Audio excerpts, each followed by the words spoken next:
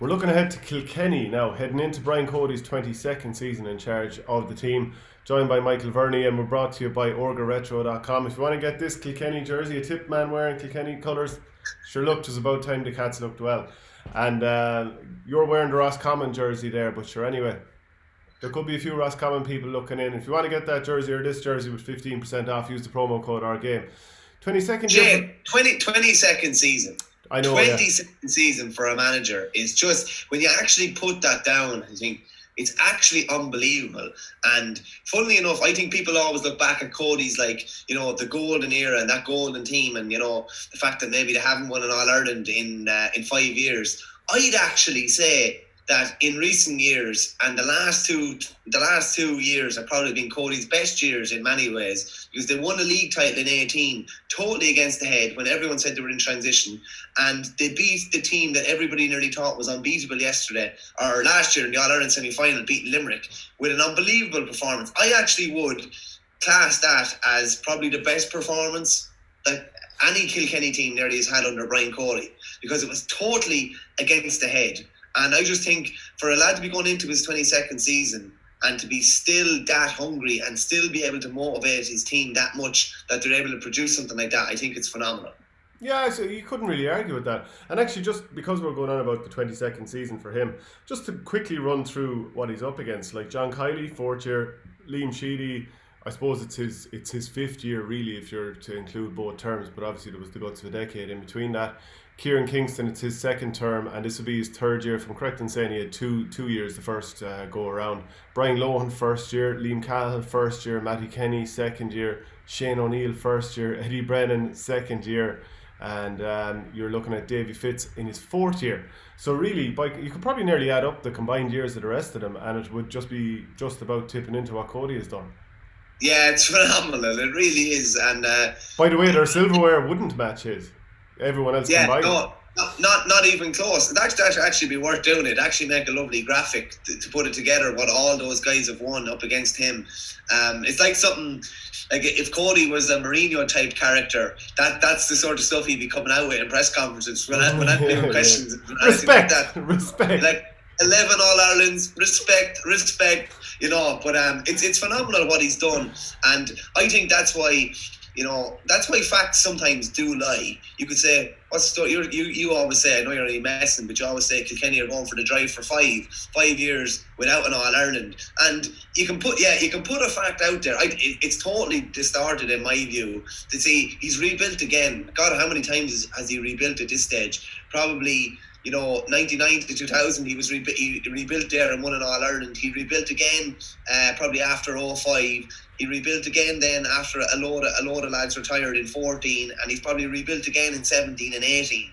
It's amazing. It's amazing, really. And to say that he still has that same hunger and same appetite, and to say that one of the things we talked about in the best manager debate I thought was really interesting as well, like to beat Cody and to go up against Kilkenny, like Sheedy has to fight fire with Cody on the sideline, or John Kiley has to.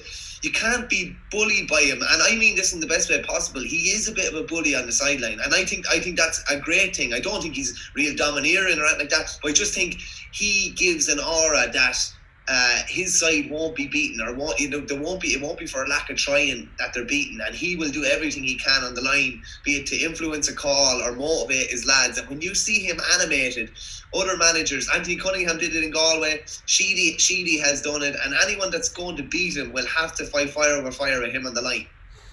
My question is, how does Brian Cody deal with a heavy All-Ireland defeat? Do you think he talks about it with his players? I mean, obviously everyone's in the dressing room afterwards or whatever. Like, do you think after 2016, the 9-point loss to Tipperary, had a discussion with the players? Do you think after last year at all, 14-point loss, does it come up? Because without analysing, this was one of the big things I said about Declan Ryan after that 18 or the All-Ireland final defeat in 2011, which was only by 4 points, that until after Christmas he hadn't even looked at it. Whereas I was thinking, surely a manager should be looking at it straight away, dealing with it, trying to find the areas where you can improve or where you've kind of come up short. Does Brian Cody do that? I'd imagine he watches these games a nice bit, but does he say it to his players, or does he just act on it himself and just, will learn from how I pick the team and whatever matchups I pick? Yeah, I'd say the latter of what you said there. I'd say it's a case of by a week after the game, I'd say he has it well digested. But Still, but I you know don't think what? The flip side is though, I don't like, think his opinions are shared though. I don't think his opinions are shared with the players. but at the same time, I mean, you and I both know at this stage that after the 2010 All Ireland, when Tipperary had done all the, the interchangeability in the forward line and had Kilkenny all over the shop, ahead of 2011, they threw it out, and the discussion ended up being, was it Richie Power had told him, I think we should man mark certain players. So rather than everyone playing their position and allowing Tip to pick the mismatches, if you will, they decided to just go mano on mano and just pick those out. So maybe they do throw it out to the floor at times. I'm curious, do they do it these days about how they've lost All Ireland finals?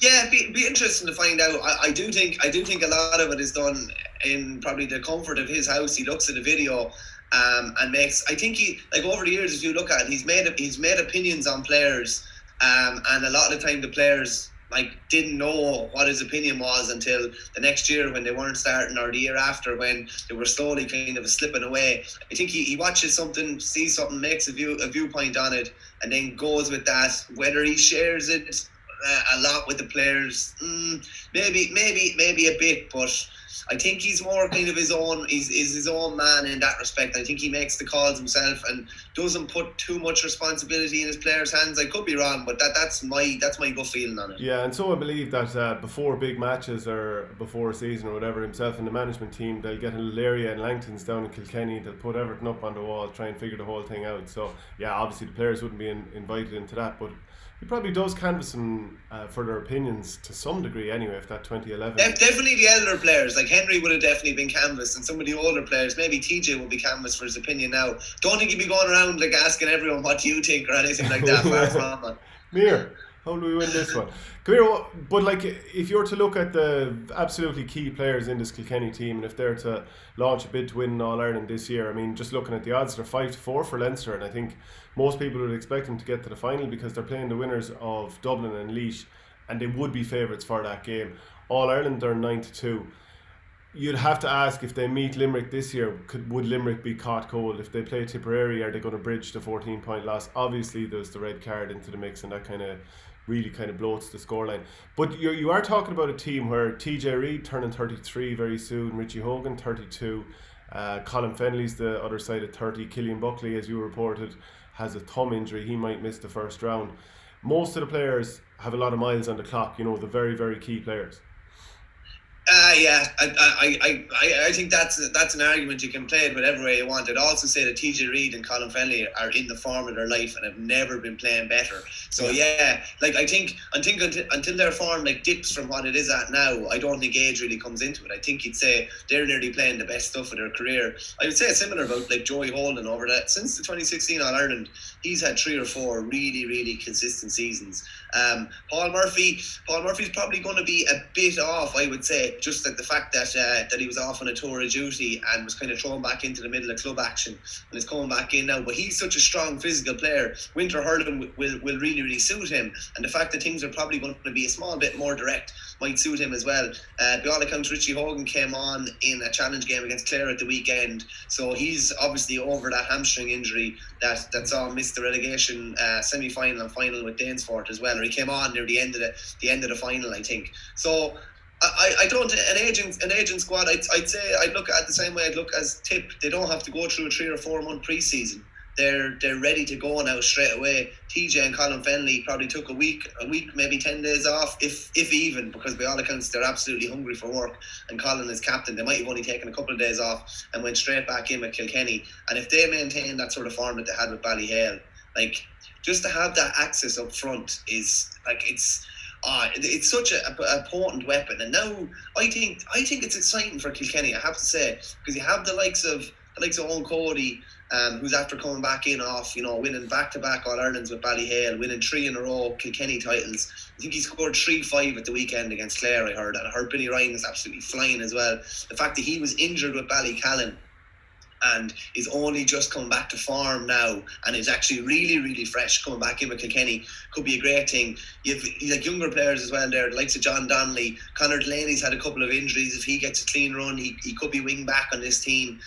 Kieran Wallace, I believe, is going well too. Tommy Walsh, Tommy Walsh is someone that we thought, young Tommy Walsh is someone that we think will both he'll make an impact at county level. Maybe he was a bit raw last year, but has had really good exposure with his club over the last 5 or 6 months, and maybe now will be more ready to fit in. I think they've got a really good squad. I think if you're talking about who has the best squad up there, I'd say you're looking at Tip, Limerick, probably Kilkenny in around there as well. Like, I think they've got a lot of lads at a really, really good level. Yeah, I think some of the younger lads are just, they're fine.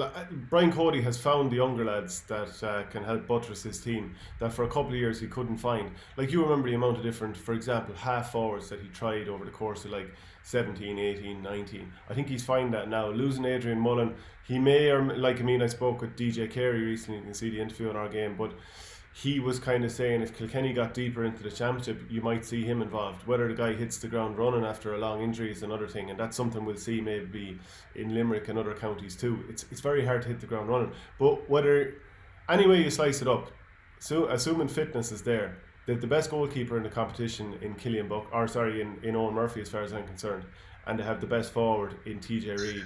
Pádraig Walsh is one of the best players in the entire country. Colin Fennelly is one of the most forceful forwards. Wally Walsh can win you a ball. If Richie Hogan hits top form, and it's tough because of the amount of injuries, he's hard to stop too. So no matter what happens, I think they're going to be a puck of a ball away from whoever wins the All-Ireland, or either they'll go all the way themselves, or whoever does beat them, it won't be by much. Yeah, no, I think they're going to be very, very close. Killian Buckley, who we mentioned, will probably miss that first game. I'd say he probably will miss that first game in 2 weeks' time. I think it's either Halloween night or the day after against the winners of Laois and Dublin. But he probably will be back. I think the final is 2 weeks after, so he could be back in the mix for that. And he was going well with Dixborough, probably up until the final. I believe he could have picked up the thumb injury in the semi-final, so it might be some reason why he wasn't maybe at full strength for the final. But like his energy would add so much around that either half back line or midfield as well.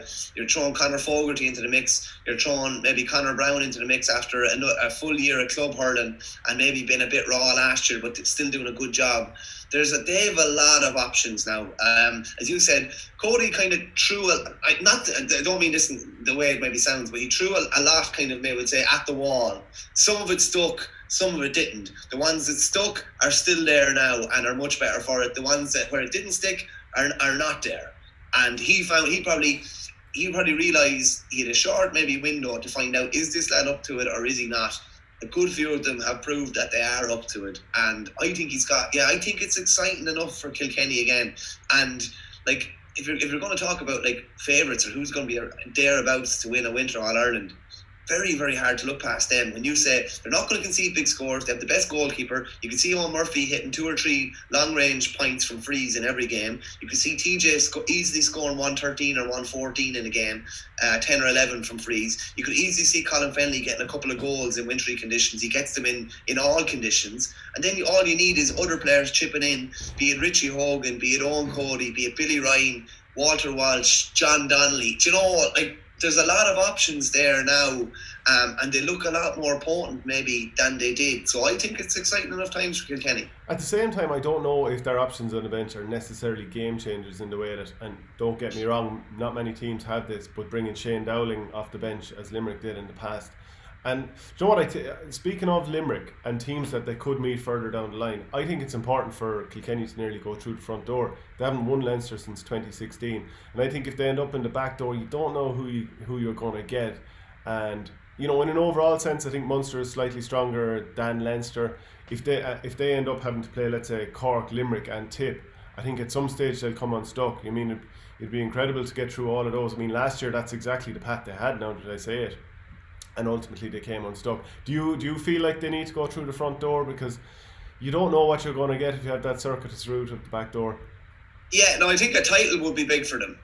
You haven't won a Leinster title since 16, and with a young squad, like TJ has lots of them, and Colin Fennelly and Richie and all these boys have lots of them. But I think for a young squad, a Leinster title would mean a lot. Isn't it funny when you were looking back maybe 10 years ago and you're thinking maybe a Leinster title doesn't mean much to them? That's just me saying that because they have so many of them. But I think a Leinster title would mean an awful lot more now than it did then. And if they were to win a Leinster title and put up a big performance in a semi-final or get back to an All-Ireland final again. I know Kilkenny people mightn't agree, but that would be a good year for them. And if they do go through the front door, what are you looking at? You're looking at 4 games to win All-Ireland, are you? If you go through the front door. Do you know what I mean? And one of those will be beating either Dublin or Laois, then a Leinster final, then an All-Ireland semi-final and final. So it's well doable. Here's a question for you. What have Kilkenny added from the last 2 or 3 years? I mean, where are the difference makers that they didn't have before? Because it hasn't been enough since 2015. And we know in an overall sense, they have a better team now than they've had for the last couple of years. But to win an All-Ireland, you're going to have players that are going to change things for you. They've already got TJ Reid and a few of the other guys we're talking about. But what extra do they have? Because they've had him for 10 years, 12 years.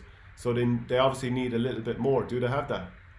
Yeah, funnily enough, when you ask that question, your mind immediately probably shifts to the forward line when you're thinking of different makers. But I don't think it's necessarily true. Like, if you look at Hugh Lawler had a brilliant year last year. I think they have a bit of solidity now at full back. They're not putting Pádraig Walsh there, who's not a natural full back. He's out in the half back line, is a bit more natural for him there. I think having that kind of solidity in the full back line is a big thing for them as well. I think you also have guys that are taking a bit of attention away from TJ. Like, teams know that if John Donnelly gets on ball within 100 yards of goal, he'll score 3 or 4 points. You're not maybe as reliant on Richie Hogan as well. He could come in. He could be that impact sub maybe this year. He could be the one that's coming in with 20 or 25 minutes to go, making a difference. I think you also, with maybe if Owen Cody steps up and if Billy Ryan steps up as well, it's not just a one-man show in the full forward line. We haven't even mentioned someone like Ger Aylward there as well, who could have a season. I think he scored 7 points in Glenmore's county semi-final loss to Lisdowney intermediate. So he's obviously coming in a rich vein of form as well. I think as well as that, you have a lot of lads who were raw over the last couple of years, who have a lot more conditioning under their belts and are probably a lot more wise to inter-county now at this stage. I'd say that's whether I think they're very, very subtle difference makers rather than, there's a lad there who's going to come in and score 1-5. Do you know what I mean? Yeah, no, I hear what you're saying. Just to go through their league form, which of course is it's 230 days since teams were out in league. So I mean, there was a thing up there the other day about Galway footballers. Galway footballers make 9 changes for their league match. It's like make 9 changes from their last league match in March. They'd want to be making a few changes. I mean, you hear about this. There's some guy, he has this thread about soccer called Crap Stats, where they come up with things that are irrelevant. This is the first time that someone has scored 2 goals on a Monday night since whenever. Who cares? Don't mind your crap stats. But anyway, just to jump back to the league, of their 5 games, they had, I think it was 3 wins against Carlow, Dublin and Laois. They drew a Clare, we were down in Nolan Park for that, and they lost to Wexford. How much you can read into those, even if the championship had to start directly after that, I'm not 100% sure, because you'd expect them to beat Carlow. I think Dublin were probably down 1 or 2, and so were Kilkenny themselves, of course. But they'd probably expect to win those games. And drawing with Clare and losing to Wexford, I don't think it makes too much of a difference either way. I don't think we'll read into it in any way, shape or form. But All-Ireland, can they do it? Will they do it? Is the point. Yeah, they're going to be definitely going to be there or thereabouts. I say, they are in a Leinster final already, so they're going to be in. Matty Kenny will love to hear that. Eddie Brennan will love to hear that. I can't see. I'll put this. I cannot see them not being in a Leinster final. I cannot see them not being in the Leinster final. That's why they're 5-4 to win Leinster. Essentially, if you're backing them 5-4 to win Leinster, you're backing them 5-4 to win a final. That's just me being honest. I cannot see them being beaten in a Leinster semi-final by either Laois or Dublin. And if they're taking that direct passage, then I think either Wexford or Galway are going to be seriously battle hardened coming into the final. If it's Wexford, Kilkenny will be looking for revenge from last year, and I think they're probably in a better position then than they were last year, maybe going into that game. If it's Galway, we know how tight those games have been over the years. I think, as I said, winter conditions will suit Kilkenny. Will suit, they have maybe adapted and gone through the lines a bit more. Maybe they'll go back to being maybe a small bit more direct. And when I say that, I don't mean balloon and ball maybe and driving ball into the full forward line and win your own ball like it was years ago. I definitely think there's a place for it to be a bit more direct this year and take out a lot of chances to make mistakes out the field when conditions are going to be tough. But I think they're there or thereabouts. I definitely think they're in the top 3 anyway for All-Ireland contenders. Yeah, I know they'll never be too far away. They'll obviously look to, they should be fired up to atone for last year's final, for even 2016, for, I don't know, just even to kind of quieten anyone who said that their Limerick game has somewhat had an asterisk over it because of that 65 at the end. They should be absolutely wired to the moon for it.